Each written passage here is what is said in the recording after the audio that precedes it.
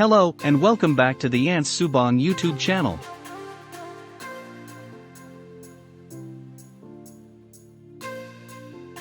Here is the second part of the video of the big colony update of mine.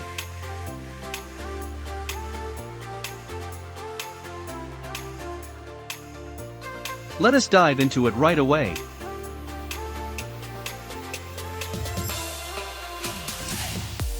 This is the Diacamma rugosum, also known as the queenless Pomeranian ants. This is what is left of my second colony of 15 months. They were facing the end of the life cycle of their colony. Their gamergate had died, I believe, a few months ago, and there had been no further production of eggs for a few months. I knew it was the end, like what had happened to my previous colony of 2 years. They too experienced the artificial introduction of male alates from me. For this Diacamma colony, I initially didn't think much of it, and was letting them naturally die off, and they were.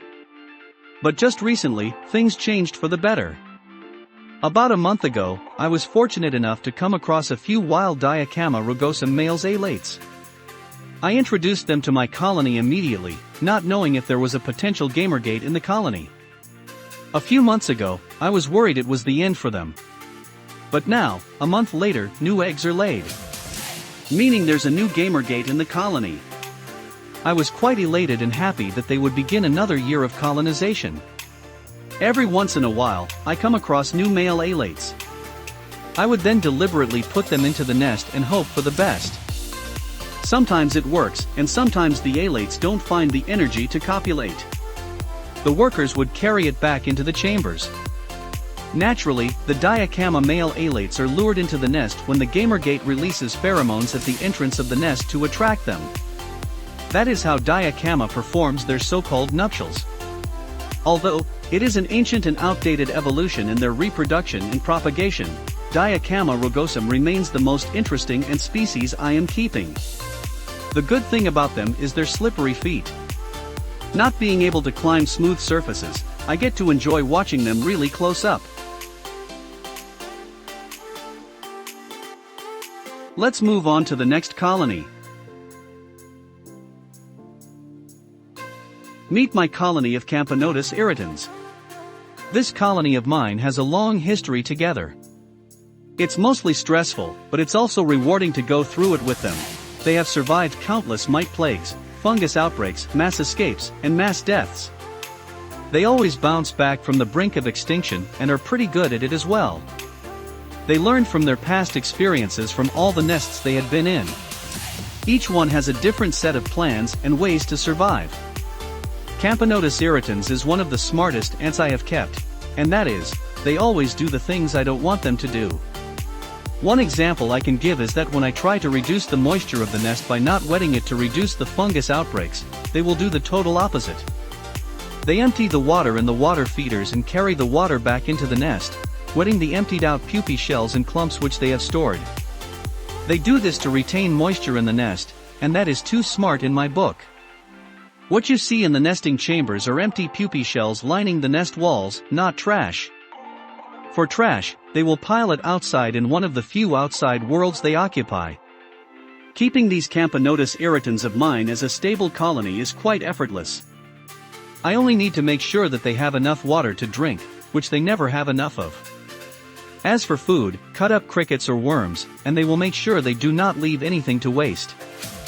Especially dried up ones, where they will put them near any water source to soften the flesh, so that it can be picked out easily.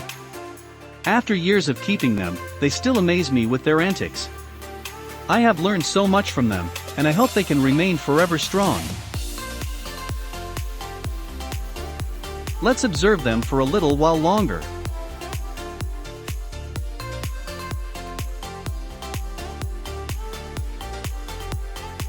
Let's move on to the next ant species.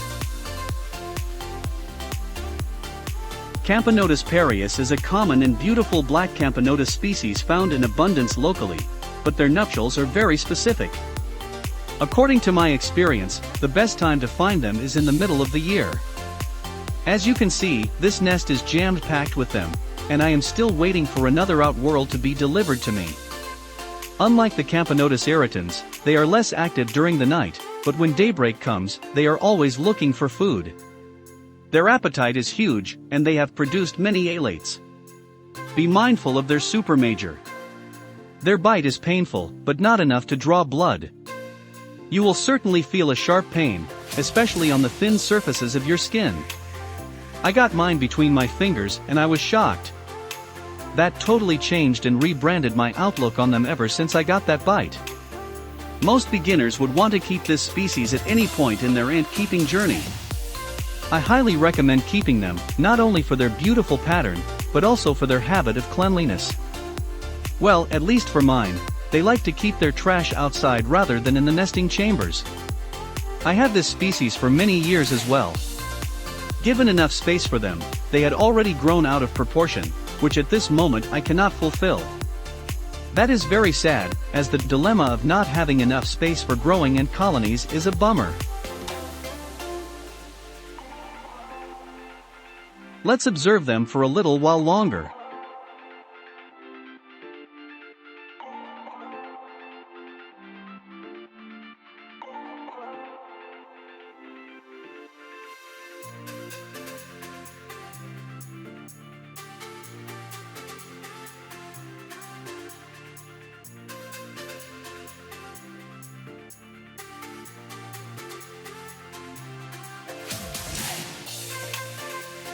We move on to the next ant species. This is an interesting one. Odontoponera denticulata, another OG colony and a very slow-growing species.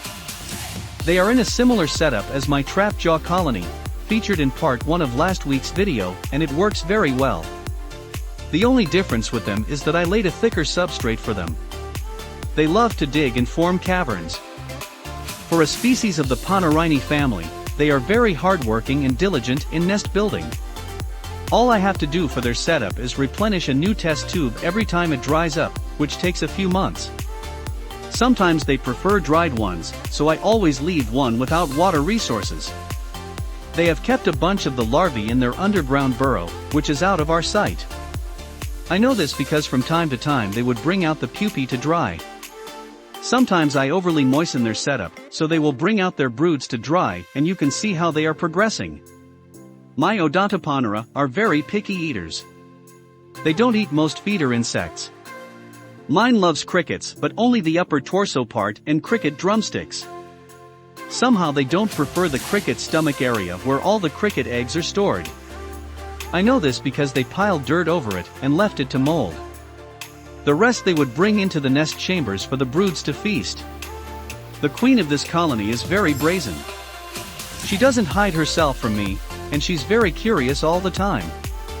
When it comes to honey feeding time, she will certainly be there. I remembered that someone had told me that they had to be in an enclosed chamber for them to succeed. I agree to disagree, mainly because during her founding stages, I have always been able to see her all the time, perhaps giving her unnecessary stress. She has always been in an exposed environment, from seeing her feeding her young larvae to hatching her first workers. In fact, almost all the first-generation workers whom I have witnessed the birth of, ever since moving into this setup, I have never had that luxury again. I used to have 2 colonies of Odontoponera denticulata. This was the colony that was treated for mite infestation, and the other did not make it. I will certainly want to have another Odontoponera colony to safekeep. It is not an easy colony to keep, and within the vicinity of where I live, they make no appearance. If anyone has a queen alate who wishes to let go, do hook me up.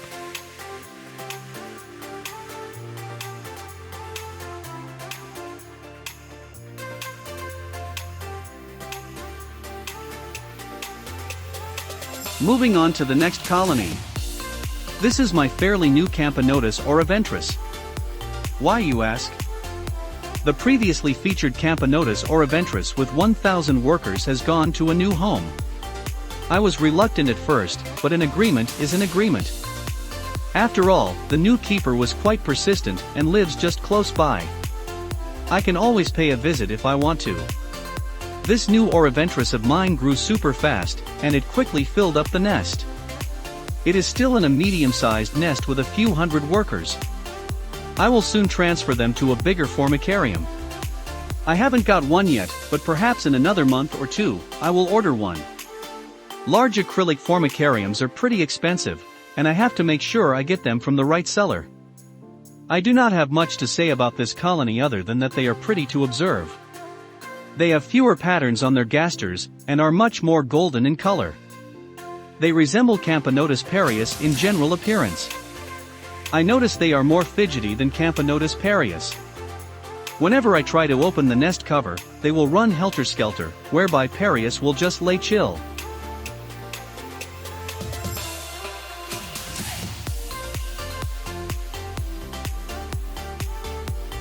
I wanted to show the other colonies such as Calabopsis, Camponotus pseudoirritans, Camponotus albosparsus, Weaverants, Polyrachus, Phytol and whatnot, but we will leave their update for other times.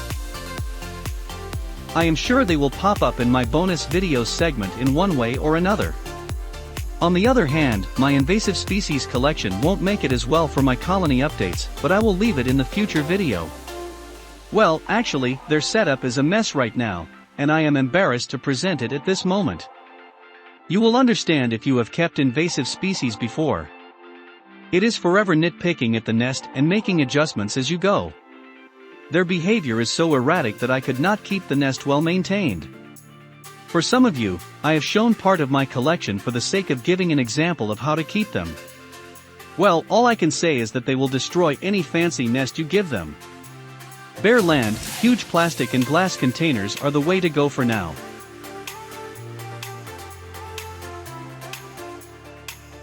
Thank you for spending time on my update video series. I hope you can support us by subscribing and sharing my Aunt Subang YouTube channel. As time goes by, I will continue to make good content for this channel. Thank you for taking the time to watch Aunt Subang. It is bye for now.